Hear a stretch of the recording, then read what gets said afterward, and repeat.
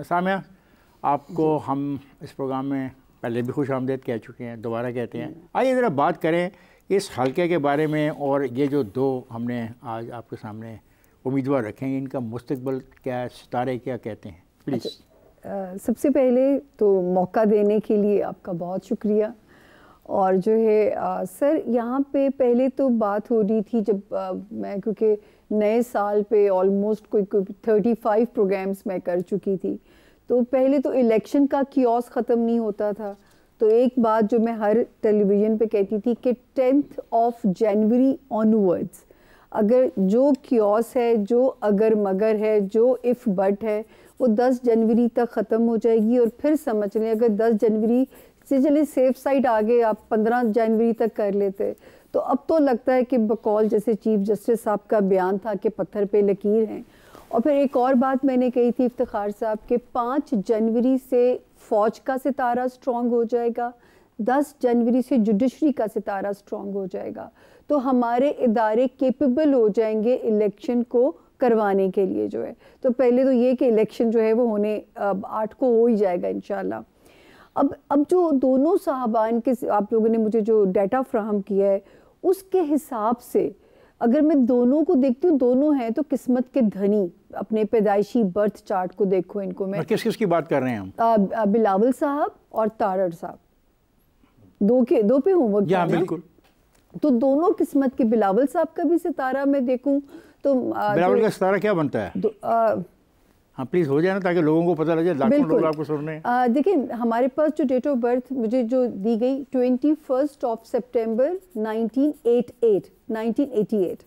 अच्छा, इनका सन 28 डिग्री वर्गो में है और इनका चांद 24 डिग्री कैप्रिकॉर्न के अंदर। वो जो तारड़ है, अभी उधर आती हूँ। अच्छा, इनको मैं देखूं तो जो है ये माशाल्लाह 2024 बिलावल साहब का कॉम्पनसेशन ईयर है अपनी सियासत का।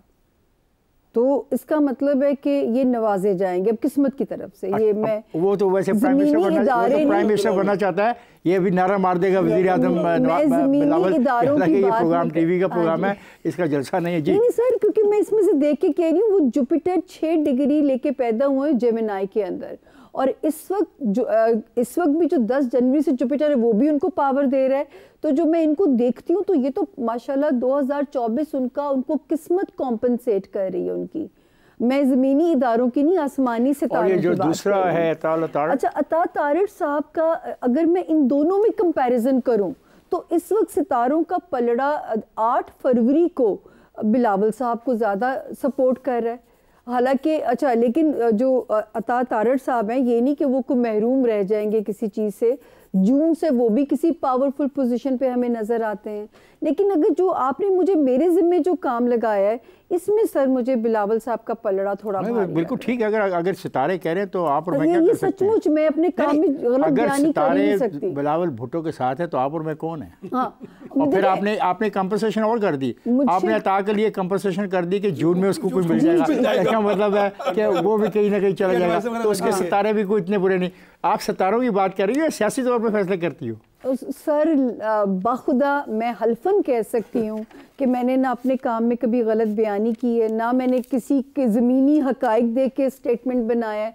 मैं हमेशा कहती हूँ मुझे गलत होना मंजूर है, मैं इनसे नहीं खेल सकती सितारों से, वरना ये मुझसे खेल और कुछ बातें बताएंगे आप दोनों के बारे में?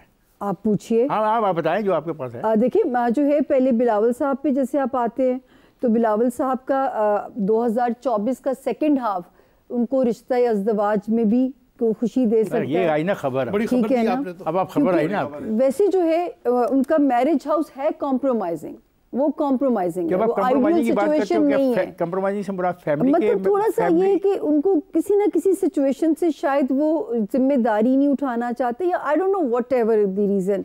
लेकिन 2024 का सेकंड हाफ ये खुशी भी उन्हें देता है, और 2024 का सेकंड हाफ अता तारड़ से फिर वो एक कदम आ गए किस्मत के मामले में। अब मेरा इसमें कसूर नहीं, मैं सितारे पढ़ रही हूँ।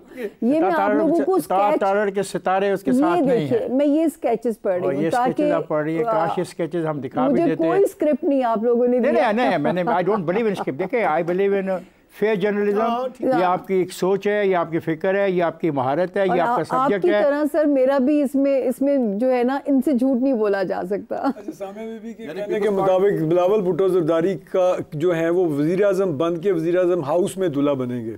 ये अब आपकी ख्वाहिश हो सकती है, इसके बारे में उसने कुछ नहीं कहा। ये मैंने नहीं कहा उसके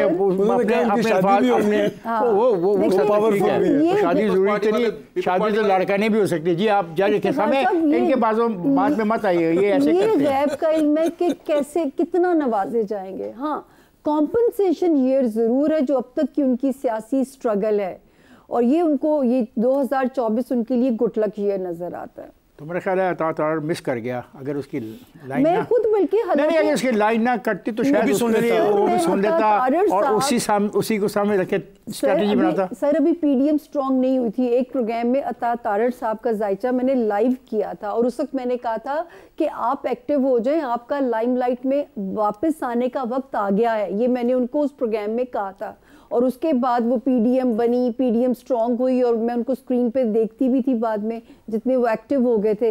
लेकिन इस वक्त जब मैं कंपैरिजन करती हूँ सर, तो उधर पलड़ा मुझे भारी लग रहा है। अब मुझे नहीं पता कि इसके बाद हमें क्या फीडबैक आएगा और किस किस्म की सर मुझे गलत होना मंजूर है, लेकिन अता तारड़ साहब मुझे जाती तौर पे जानते हैं, उनको पता है कि मेरी रेपुटेशन कि मैं वो स्टेटमेंट ऐसे नहीं देती। जी फारूकी साहब, ये जो है एक नई इनपुट पॉलिटिक्स के साथ साथ, इस पर क्या कहोगे? जल्दी कीजिएगा, हमारा टाइम बहुत कम। हाँ, मतलब ये कि ये पीपल्स पार्टी वाले तो फिर दो किस्म की मिठाइयाँ जो हैं अपने लिए ऑर्डर कर दें। एक तो ये है कि आपके चेयरमैन के लिए इलेक्शन के हवाले से कोई अच्छी खबरें हैं कि उनका पलड़ा भारी नजर आता है उन्हें। दूसरा ये फैसल का क्या बनेगा? दूसरा ये पलड़ा भारी होने का फायदा इन 5 लोगों को भी हो गया या नहीं होगा? शादी के शादियानों की तैयारी करें। नहीं, मैं इसकी बात कर रहा हूँ, फैसल की बात कर रहा हूँ, दूसरे दोस्तों की बात कर रहा हूँ, मिसबा की बात कर रहा हूँ। इनका भी कोई मुकद्दर बदलेगा या नहीं बदलेगा?